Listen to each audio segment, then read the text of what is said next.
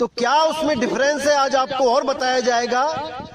आज आपको इंगला पिंगला सुषमना का भेद खोला जाएगा कि कबीर साहब ने क्या बोला इंगला पिंगला सुषमना के लिए। क्योंकि कई लोग आपको भ्रमित करेंगे कि देखो कबीर साहब की वाणियां भरी पड़ी है कि गंगा जमुना के बीच में जाना है, इंगला पिंगला के बीच में जाना है। मेरे भाई, वाणियां लिखी गई हैं, वो इसीलिए लिखी गई हैं ताकि काल के दूत पूरा जोर लगा दें ये समझाने में कि इंगला पिंगला सुषमना में ही जाना है। लेकिन उन काल दूतों को ये नहीं पता कि कबीर साहब ने मूल ज्ञान भी दे रखा है, जिस मूल ज्ञान को समझ के पिछली पढ़ाई को छोड़ के वो जीवहंस अगली पढ़ाई करने चला जाएगा। तभी उसको मुक्ति मिलेगी जब वो इंगला पिंगला से ऊपर उठेगा, सुषमना नाड़ी से ऊपर उठेगा। जो भी गुरु आपको कहता है कि सुषमना में ध्यान लगा दो, वो काल का ही दूत है। और YouTube चैनल भरे पड़े हैं इन काल दूतों से, जो आपको कबीर वाणी ही दिखा दिखा के सुषमना में जाने का ज्ञान देंगे। लेकिन आज आपको इस रहस्य से पर्दा उठाया जाएगा कि कबीर साहब ने इंगला पिंगला सुषमना के लिए क्या बोला, उन साधकों के लिए क्या बोला जो इसमें ध्यान लगाते हैं। कोई इसमें प्राणों के द्वारा चढ़ाई करता है, कोई इसमें कल्पना के द्वारा चढ़ाई करता है, कोई आपको बोलता है कि सुषमना का अर्थ है सुस्त मन। अरे मूर्खानंद, किसको बेवकूफ बनाते हो तुम लोग। सुषमना का अर्थ ये नहीं है कि सुस्त मन, सुषमना का अर्थ है सूक्ष्म मन। और वो कहां बैठा है? सुषमना नाड़ी में।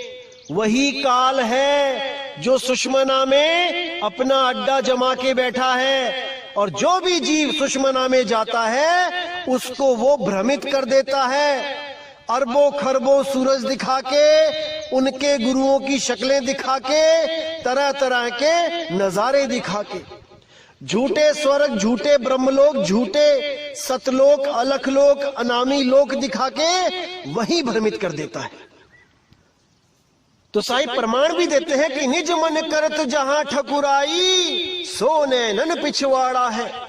निज मन यानी सूक्ष्म रूप में मन कहां रहता है?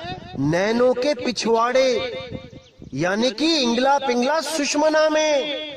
और जितने भी ये लोग सुषमना की बात करते हैं वो सब काल के ही दूत हैं। अरे कबीर साहब ने तो यहां तक कह दिया, पिंगला बिन से सुषमना नाड़ी, जब उन्मुन की तारी टूटे तब कहां रही तुम्हारी। साहिब ने साफ इशारा कर दिया, मूल ज्ञान है ये पवित्र ज्ञान नहीं है कि लाल चोले वाला बाबा भी सुषमना में ध्यान लगा रहा है और ये प्राण योगी भी सुषमना में ध्यान लगा रहे हैं, हठी योगी भी सुषमना में ध्यान लगा रहे हैं। जो भी सुषमना की बात कर दे, समझ जाना मेरे भाई कि वो सूक्ष्म मन का गुलाम है। और ये मूर्ख बनाने वाले जो सुस्त मन कह रहे हैं, इनको काखा गा का नहीं पता भी सुषमना नाड़ी के बारे में। ये वही स्वयंभू हैं जो बिना गुरु के ज्ञान अर्जित करके किताबों से अपना मनमुखी ज्ञान बांटते फिरते हैं और सोचते हैं कि हमें तो सत्य पता लग गया। अरे 100 जन्म लगा लो, 1000 जन्म ले लो, बिना गुरु के ज्ञान नहीं मिल सकता। गुरु बिन पढ़े जो वेद पुराना, सार न जाने रहे अज्ञाना। साहिब साफ कहते हैं कि बिना गुरु धारण किए जो भी किताबें पढ़ता है, ग्रंथ पढ़ता है, वो केवल अक्षर ज्ञान तक जा सकता है, भेद ज्ञान नहीं प्राप्त कर सकता।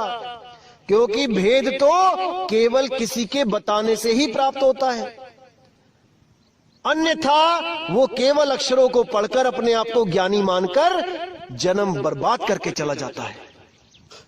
अब साहिब ने यही समझाने की कोशिश करी है, जितने भी लोग इंगला पिंगला सुषमना में ध्यान लगाते हैं, ताड़ी लगाते हैं, पहले सोहंग के साथ ऊपर की तरफ चलते हैं, ध्यान लगाते हैं, उसके बाद एक अवस्था प्राप्त कर लेते हैं जिसको उन्मुन अवस्था कहा जाता है, जिसको मुद्राओं में मैंने बताया था कि उन्मुनी मुद्रा कहा जाता है। प्राणों के द्वारा जाते हुए सुषमना में जाकर प्रकाश में बैठकर सोचते हैं कि हम तो बच गए, अब हमें कौन पकड़ सकता है? लेकिन साहब कहते हैं इंगला बिन से पिंगला बिन से सुख मन नाड़ी। अब कहां जाओगे? जब पूरा शरीर ढहेगा तब तुम्हारी इंगला पिंगला सुषमना भी ढह जाएगी भाई, क्योंकि ये भी शरीर की वजह से है। अगर शरीर नहीं तो इंगला पिंगला सुषमना भी नहीं। इसीलिए साहब कहते हैं जब यूं मन की तारी टूटे। अभी तो श्वासों का अजपा जाप करके चढ़ गए, चढ़ाई कर ली सुषमना में और सोचने लगे कि मैं बच गया। लेकिन कहते हैं जब उन मन की तारी टूटे तब कहां रहे तुम्हारी, तब तुम्हारी सुरती कहां रहेगी। आज तो तुमने सुषमना में चढ़ा ली, लेकिन जब शरीर छूटेगा तब तुम भी गिरोगे, क्योंकि तुमने श्वासों का सहारा लिया है। और जब शरीर खत्म होगा तो श्वासें भी खत्म होंगी और तुम्हारी सुरती जो श्वासों में रमी हुई थी वो दोबारा गिर जाएगी, क्योंकि वो निराधार नहीं हो पाई। इसीलिए साहिब ने बोला इंगला पिंगला सुषमना त्रिकुटी सबको धाम, नी अक्षर श्वासा रहित ताकर भिन्न मुकाम। कि जितने भी ये अज्ञानी हैं इंगला पिंगला सुषमना और त्रिकुटी में जाने की बात करते हैं, जितने भी हैं, इनका धाम काल लोक है, ये काल के मुंह में जाएंगे। लेकिन नी अक्षर श्वासा रहित, उस नी अक्षर की जो साधना करेगा, जो श्वासा रहित, जिसमें श्वास की जरूरत नहीं पड़ती, वो केवल सुरती के द्वारा प्राप्त किया जाता है। नी अक्षर श्वासा रहित ताकर भिन्न मुकाम, उस मुकाम को, उस भिन्न मुकाम को बिरले जीव पहुंचेंगे, बहुत कम लोग पहुंचेंगे वहां तक। बाकी सब के सब इसी त्रिकुटी में इंगला पिंगला सुषमना में जाकर भ्रमित हो जाएंगे, उस काल के मुंह में चले जाएंगे। तो इन भेद की बातों को कोई भेदी सतगुरु ही बता सकता है, ये आम जीवों के बस की बात नहीं है मेरे भाई। और मुझे तो हैरानी होती है कि ये लोग कितने रंग बदलते हैं। पहले ये लोग कहते थे कि श्वासों के बिना बात नहीं बनेगी, श्वास ही सार है, सोहंग ही सार है। अब हमारे सत्संग सुन सुन के अब कहने लगे हैं कि वो सार शब्द एक रस है, वो बदलता नहीं है, वो एक धुन है। और कौन सी धुन बता देते हैं आपको? जो आप कान बंद करके या फिर 2 ग्लास अपने कानों पे रख लेना, दोनों ग्लास कानों के ऊपर जैसे ढक्कन लगाते हैं वैसे रख लेना, एक आवाज आएगी आपको झींगुर की तरह, जो टूटेगी नहीं, लगातार चलेगी। या फिर ये लोग कहते हैं कि किसी बंद कमरे में बैठ के, जहां बिल्कुल सुनसान हो, टीवी ना चल रहा हो, रेफ्रिजरेटर ना चल रहा हो, ये ना हो, वो ना हो, वहां जाकर ध्यान लगाओ तो एक आवाज चलेगी जिसमें कोई आवाज नहीं है, कोई नाद नहीं, कोई बिंद नहीं है उसमें, कोई ये नहीं, कोई वो नहीं। ऐसा भ्रमित करते हैं ये लोग। अरे भाई वो ईथर है, ईथर, जिसको 5वां तत्व आकाश तत्व बोला गया है। और इसी झिंगुर की आवाज को जो लगातार चल रही है, इसको ओंकार बोला है वेदों में।